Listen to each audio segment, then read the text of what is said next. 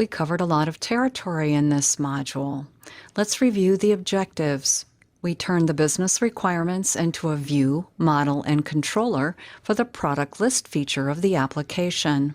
We organized the directory structure for the application using a feature-based structure.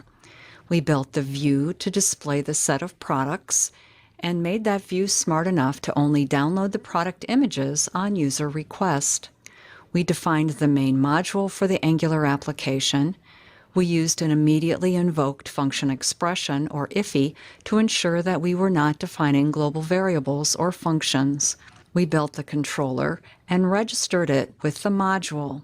In the controller, we defined the model by creating an array of products that are then displayed on the page. We also implemented the method to show or hide the images. Finally, we styled the application with Bootstrap. The result was the first view, model, and controller for our product management application. The view contains the HTML for the page and styling using Bootstrap. We used the Angular ng app directive to identify the main module for this application. We used the Angular ng controller directive to identify the controller associated with this view. We use the controller as syntax to access the controller without injecting a $scope object. The controller contains the code for the page. The controller defines the model. In this case, the model contained an array of products and a show image flag that tracked whether the images are shown. The controller implements methods for the actions on the page.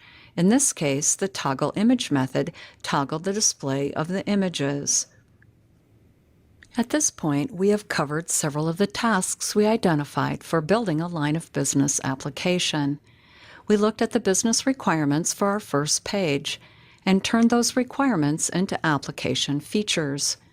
We laid out the view for that first page and used Bootstrap to give it some style. But with only one page, we have not yet defined any navigation. But there is one major problem with our application as it stands right now. We hard-coded in the data. In a real business application, we need to get that data from a data store somewhere. Let's do that next.